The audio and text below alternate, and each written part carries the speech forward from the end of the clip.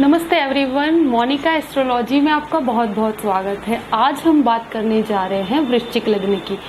जुलाई का महीना वृश्चिक राशि और वृश्चिक लग्न वालों के लिए किस तरह की परिस्थितियां खड़ी कर रहा है और क्या अच्छा होने वाला है, किस प्रकार के लाभ बने हुए हैं, वो हम आज आपको पूर्ण रूप से बताएंगे। देखिए, वृश्चिक लग्न है और उसका स्वामी है मंगल, और मंगल नवम भाव में जाकर शुक्र के साथ बैठा है, लग्न में केतु बैठा है।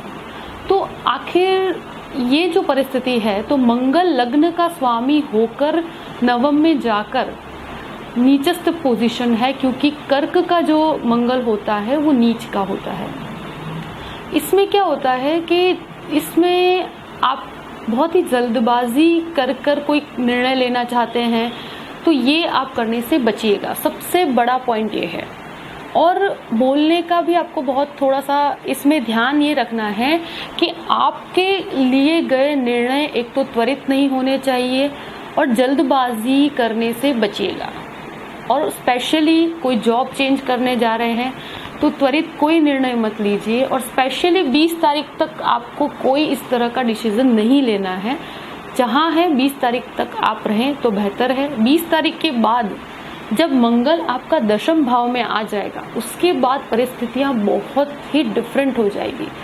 और फिर अगर आप कोई जॉब के लिए जाते हैं या कोई बिजनेस के लिए ट्राई करते हैं तो बहुत पॉजिटिव अप्रोच आएगा आपको, और एक आपकी ऊर्जा ही बदल जाएगी। क्यों? क्योंकि अभी आपकी ऊर्जा में थोड़ी सी नकारात्मकता आ चुकी है। और ये मंगल जब दशम भाव में आएगा तो उससे एक सूर्य की राशि के अंदर और दशम भाव में आने के कारण आपके अंदर जो पॉजिटिविटी और जो एनर्जी की कमी थी, अब वो उसके अंदर बढ़ने का काम करेगा, और ये मंगल की एनर्जी आपको कुछ अलग ही लेवल पर लेकर जाएगी। तो ये चीज़ का आपको बहुत ही ध्यान रखना है और इस चीज़ के हिसाब से ही आपको डिसीजन लेना है। तो उतावलापन अभी मत कीजिएगा। केतु लग्न में होने के कारण कहीं ना कहीं आप जो कहते हैं कि आपके अंदर समय को मैनेज करने की क्षमता जो अभी कम हो गई थी, अब जब मंगल बदल जाएगा फिर वो समय का मैनेजमेंट, जो टाइम मैनेजमेंट आप कर पाएंगे और उसका ज्यादा लाभ ले पाएंगे। अब दूसरे भाव का स्वामी गुरु बनकर चतुर्थ में बैठा है, और वो आपके पंचम भाव का स्वामी भी है और वक्र पोजीशन में है। तो अब जैसे आपके घर के लोगों का साथ आपको जरूर प्राप्त होगा। आप कहीं पर कोई भी परिस्थिति में हो, पर आपको ये तो महसूस हो जाएगा कि आपके घर के लोग आपके साथ हैं, तो उसके कारण आपके अंदर एक शांति बनी रहेगी। और ये बहुत ज़रूरी चीज़ है। अगर आपको दुनिया में सब छोड़ दें, मगर आपके घर के लोग अगर आपके साथ हैं, तो फैमिली जो होती है ना, उससे इंसान बहुत मजबूत हो जाता है। तो ये एक बहुत ही पॉजिटिव पॉइंट है। और तीसरे भाव में शनि है और वो वक्र परिस्थिति में है। देखिए, बहुत सालों से एक ही जगह पर आप कार्य कर रहे हैं, अगर अब आपको महसूस होगा कि आपको कुछ आउट ऑफ द बॉक्स, आपको अपने कंफर्ट जोन से बाहर निकलने की इच्छा होगी और आपको करना भी चाहिए। 20 तारीख के बाद करें तो ज़्यादा बेहतर है, मगर अगर आप अपने कंफर्ट जोन से बाहर निकलेंगे तो आपको बहुत ही अच्छे परिणाम मिलेंगे। और बस जो डेट्स बताइए उस हिसाब से अगर आप इंटरव्यू देते हैं तो आपको कुछ नया रास्ता मिल सकता है, और आप अपने जो पराक्रम करने से बच रहे थे, अब आपको वो कोशिश करना चाहिए, मगर पॉजिटिविटी के साथ और बहुत ही सोच समझ के प्लानिंग के साथ काम कीजिएगा। अपने भाई बहनों के साथ, अपने बहुत ही पुराने दोस्तों के साथ कोई संबंध को बिगाड़ मत लीजिएगा। क्यों कह रही हूँ मैं? क्योंकि यहाँ मंगल की दृष्टि पूर्ण तीसरे भाव पर पड़ रही है और शुक्र मंगल की युति आपके लग्नेश के साथ है। तो इसके कारण क्या होता है, जो पुरानी बातें निकाल कर लड़ाइयाँ हो जाती है, आप कुछ ऐसा पहले का कुछ याद करते हैं और उससे बाहर निकाल कर फिर उससे लड़ाइयाँ करते हैं, तो ये मत कीजिए। बोल कर भी मत बिगाड़िए आप किसी के साथ। अब जो समय बीत चुका है उससे याद करके या ऐसी कोई पुरानी बातों को लेकर आप लड़ाई करेंगे अपने भाई बहनों से, छोटे भाई बहनों से, स्पेशली आपके फ्रेंड्स जो निकट, जो बचपन के दोस्त हैं उनके साथ, तो ये करने से आपके संबंध न बिगड़े, क्योंकि ये बहुत बड़ी पूंजी है आपके लिए। सुख दुख में अपने भाई बहन, अपने दोस्त, अपनी फैमिली, यही काम आता है। तो ये दिमाग को हमेशा ध्यान में रखिएगा और इंसानों की वैल्यू करना बहुत ज़रूरी है। तो सोच समझकर आप जो भी बोले सोच समझकर बोलिए, उतावलेपन में कोई कार्य मत कीजिए। चतुर्थ भाव में गुरु है, वक्र पोजीशन में है। देखिए जब मंगल यहाँ से 20 तारीख को दशम भाव में आ जाएगा, उसके बाद अगर आप कोई प्रॉपर्टी संबंधित कार्य करना चाहते हैं तो आपको बहुत पॉजिटिव रिजल्ट मिलेंगे। तब तक रुक जाइए, क्योंकि मंगल का सपोर्ट मिलने से आपको बहुत अच्छा रहेगा और आप जो चाहते हैं, जिस तरह की प्रॉपर्टी चाहते हैं, वो आपको प्राप्त हो जाएगी। गुरु मंगल का ये जो योग 20 तारीख के बाद बनने वाला है, वो IT प्रोफेशंस के लिए बहुत अच्छा है। ऑनलाइन एजुकेशन से जुड़े हुए जो भी लोग हैं उनके लिए बहुत अच्छा है। एजुकेशन सेक्टर वालों के लिए ये जो गुरु मंगल का योग बनने वाला है वो बहुत अच्छा रिजल्ट देगा। आपके कार्य में उन्नति होगी, कोई प्रमोशन होने की भी शक्यता पूर्ण बनी हुई है। कोई अधिकारी क्षेत्र में है अगर आप कोई, तो भी बहुत अच्छा है। सरकारी जॉब्स की कोशिश करना चाहते हैं तो 20 तारीख के बाद योग बन रहे हैं, हो सकता है आपको इस तरह की कोई सफलता प्राप्त हो जाए। अगर आपकी महादशा या अंतरदशा आपको सपोर्ट करती है तो ज़रूर आपको ये लाभ मिल सकता है। गुरु मंगल के योग से मेडिकल संबंधित स्टूडेंट्स को भी बहुत फ़ायदा होगा। तो 20 तारीख के बाद आपके कुछ अलग ही आपको रिजल्ट प्राप्त होना शुरू हो जाएंगे। और पंचम भाव का स्वामी होकर गुरु बैठा है चतुर्थ में, तो ये एजुकेशन में भी आपको 20 के बाद बहुत अच्छे रिजल्ट मिलेंगे। क्यों? क्योंकि मंगल शुक्र की युति जो बनी हुई है वो कहीं ना कहीं आपको डिस्ट्रैक्ट कर रही है। तो ये जब चेंज होगा तो ऑटोमेटिक आपके अंदर बदलाव महसूस कर पाएंगे आप। 7th हाउस में आपके राहु बैठा है, तो देखिए गृहस्थ जीवन को खराब मत कीजिए। गलत कुछ बोलकर और कोई उतावलेपन में आप कुछ बोलकर या आकर्षण में आकर आप कोई गलत डिसीजन मत ले लीजिए, कोई गलत संबंधों में मत पड़ जाइए। और अगर आप मैरिज करना चाहते हैं तो देखिए 7th भाव का स्वामी शुक्र मंगल युति में है, तो एकदम से डिसीजन मत लीजिएगा। क्यों?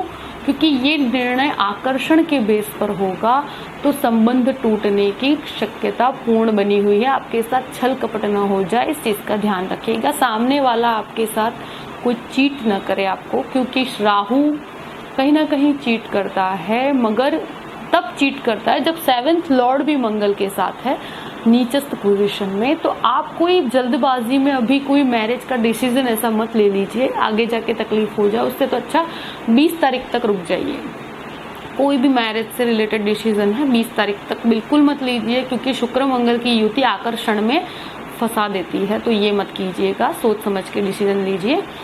और ये अष्टम में सूर्य और बुध की युति, और ये आपका दशम भाव का स्वामी होकर सूर्य बुध की युति बनी हुई है। तो देखिए आप जो कार्य क्षेत्र में आपको जो फायदा आप चाहते हैं, जो लाभ चाहते हैं, तो वो जब सूर्य यहाँ से निकल के नवम में आएगा तब आपको आपके भाग्य का सपोर्ट प्राप्त होगा। अभी आपके मन में कुछ ऐसे जैसे भय की स्थिति में है, आप मत कीजिए ऐसा। आपको जो आत्मविश्वास होना चाहिए उसकी कमी आ रही है, क्योंकि सूर्य आपके अष्टम में है। तो उसके कारण क्या होता है कि जितना लाभ आपको मिलना चाहिए वो आपको अभी नहीं मिल पा रहा है। पर कोई बात नहीं, अपने कार्य को बना कर रखिए और बिल्कुल शांति से आप अपना कार्य करते रहिए। अपने कर्म में कमी नहीं होनी चाहिए। और जैसे ही सूर्य आपके नवम में आएगा 16 जुलाई को, उसके बाद आपको बहुत अच्छा रिजल्ट मिलेगा और उसके बाद आपके लाभ होना और आपके भाग्य का सपोर्ट मिलना शुरू हो जाएगा। तो 16 से सूर्य बदल जाएगा, 20 से मंगल बदल जाएगा। तो पीछे के जो 15 दिन हैं वो आपके बहुत बेनिफिशियल हैं।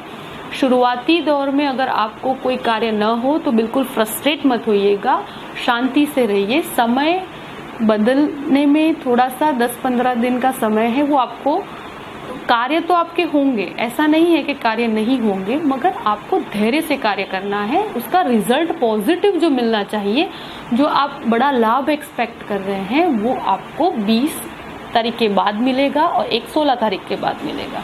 तो ये दोनों ही लाभ पोजीशन आपके लिए बनी हुई है। शुक्र मंगल की युति नवम भाव में है, तो वो यही है कि आपको थोड़ा धर्म के प्रति आपका भी कोई प्रकार का आकर्षण नहीं होगा। आपका आकर्षण बिल्कुल ही जैसे डिस्ट्रैक्ट हो चुका है। आप शो ऑफ की तरफ थोड़ा ज़्यादा जाना पसंद करेंगे। और ये जो सप्तम का राहु है वो एक तरह से बिजनेस के अंदर बहुत अच्छा है। और बिजनेस भी किस तरह से, अगर आप कोई वीनस से रिलेटेड कार्य करना चाहें, कोई चकाचौंध से रिलेटेड कार्य, आप होटल मैनेजमेंट में हो, आप कोई कपड़ों का कार्य करते हैं, उसमें बहुत अच्छा है। फूड कंपनीज के लिए ये कार्य बहुत अच्छा है। फूड से रिलेटेड कोई कार्य करते हैं तो आपको बहुत लाभ होगा। फैशन इंडस्ट्रीज में काम करते हैं तो भी आपके लिए बहुत फायदेजनक कार्य है, बिकॉज ये जो राहु है बहुत बेनिफिशियल होता है। शुक्र की राशि में होने से वो इस कार्य क्षेत्र में बहुत लाभ देता है। दशम भाव का स्वामी सूर्य होकर वो आपके अष्टम में जा रहा है, तो वही आपके आत्मविश्वास में जो कमी है वो 16 तारीख के बाद बढ़ जाएगा। आपको पॉजिटिव रिजल्ट मिलना शुरू हो जाएंगे। और लाभ में भी जो कमी आ रही है वो ऑटोमेटिक आपके आत्मविश्वास के बढ़ने से हो जाएगा। आपको विदेश संबंधी लाभ भी हो सकते हैं। तो ओवरऑल पोजीशन बहुत अच्छी है। बस जो मैंने आपको बातें बताई हैं उसका बहुत ध्यान रखिएगा। कहाँ किस किस पॉइंट पर मैंने ये जो बताया है कि कहाँ आपको किस चीज़ को बोलने में ध्यान रखना है और किस तरह से आपका अप्रोच होना चाहिए, ये आप पहले से प्री डिटरमाइंड होना चाहिए। आप कहीं भी जा रहे हैं तो पहले आप प्रिपेयर होकर जाइएगा कि आपको क्या बोलना है और किस तरह से आपका प्रेजेंटेशन होना चाहिए। बस धैर्य के साथ चलने पर आपको बहुत फायदा होगा। 23 जुलाई को गुरु पूर्णिमा का त्योहार है। तो देखिए, गुरु पूर्णिमा जो है वो बहुत ही अच्छा एक फेस्टिवल जैसा होता है और गुरु की आपको आशीर्वाद ज़रूर प्राप्त करना चाहिए। उस दिन गुरु की सेवा ज़रूर कीजिएगा, अपने बड़ों का सम्मान कीजिएगा, बहुत अच्छा रिजल्ट मिलेगा। 9 जुलाई को अमावस्या है। अमावस्या के दिन पीपल को जल और कच्चा दूध अर्पित कीजिए। अगर कोई दोष है आपके जन्म कुंडली में जन्म के समय पर, तो आपको इससे उस दोष का निवारण होता है, बहुत फायदा होता है, तो ज़रूर कीजिएगा। 13 और 26 जुलाई को गज केसरी योग बनता है, उसका आपको लाभ ज़रूर लेना चाहिए। कोई अच्छा कार्य करना चाहते हैं तो इन दिनों में करेंगे तो आपको बहुत फायदा होगा। 7 और 21 जुलाई को प्रदोष का व्रत है। देखिए, प्रदोष का व्रत ज़रूर करना चाहिए। मैं अपने हर कस्टमर से कहती हूँ, हर व्यूअर को मैं यही कहती हूँ, प्रदोष जरूर कीजिए। क्योंकि चंद्र अगर आपका डिस्टर्ब है 6, 8, 12 में है तो आपको तो ज़रूर करना चाहिए। क्यों? क्योंकि चंद्र जो होता है वो हमारे मन से कनेक्टेड होता है। अगर आप अपने मन को स्थिर करना चाहते हैं तो शिव की उपासना कीजिए, ओम नमः शिवाय का जप कीजिए। इससे आपको बहुत ही शांति प्राप्त होगी और आप सही निर्णय ले पाएंगे। ओवरऑल परिस्थिति अच्छी बनी हुई है। बस आप खुश रहिए और मस्त रहिए, शांति से अपना ये जो प्री प्लान करके कार्य कीजिएगा और सब कुछ बहुत ही ओवरऑल पोजीशन अच्छी है। वृश्चिक लग्न वालों के लिए कोई चिंता की बात नहीं है। Thank you so much. जय श्री कृष्ण।